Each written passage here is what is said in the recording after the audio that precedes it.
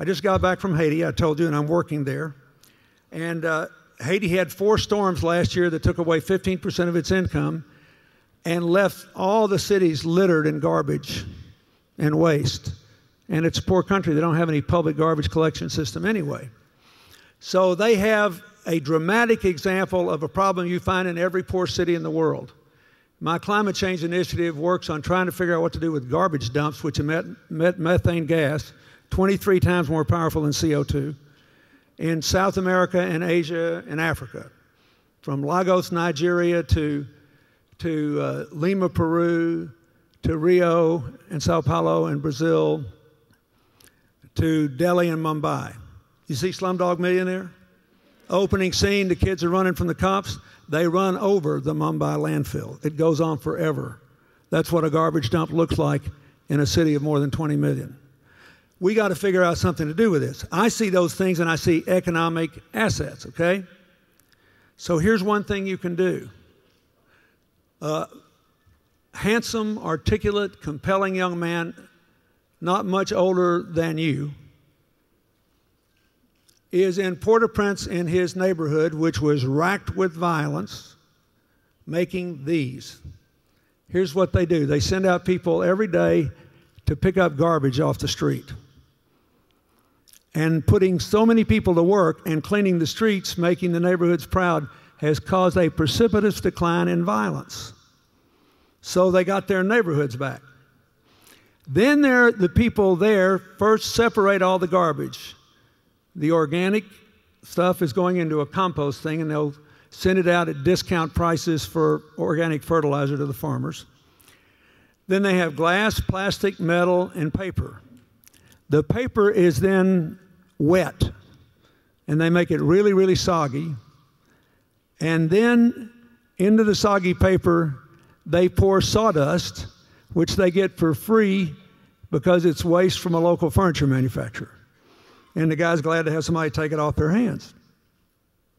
They mix it up, then they put it in presses that the Haitians designed and built themselves on site, and they press, once they put it into ovals like this, they press all the water out. And then they cut them into these sections and dry them out, leaving this. This is nothing but waste paper and sawdust.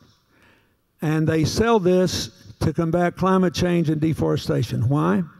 Because in poor countries from Haiti to Kenya, they only have a forest cover of 1 to 3% because poor people cut down the trees to make charcoal so they can stay warm and cook food. And once they do that, they lose the topsoil and all the environmental problems get worse. So every storm in Haiti is like Katrina was for America. Remember what happened in Katrina? The gate broke. Remember that metal gate? So most of the Katrina damage was done by water. Most hurricane damage is done by the air.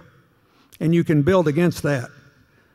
But if you can't protect from the water, it's awful. That's what happens in Haiti. Everything floods all the time because there are no trees.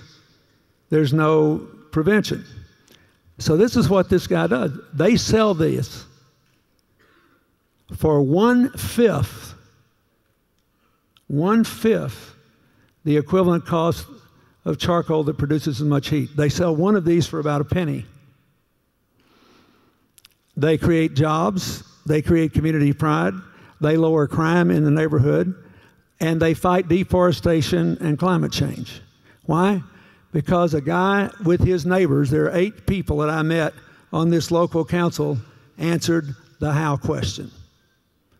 Now, this may not be as sexy as a pretty speech. It may not be as interesting as a new movie. But this little thing here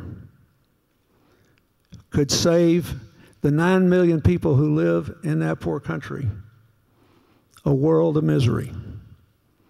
So when you go home, I want you to think about that. Every one of you has got an answer like this inside you. And if we come up with enough of them, you're going to live in the most interesting time in human history. Thank you, and God bless you.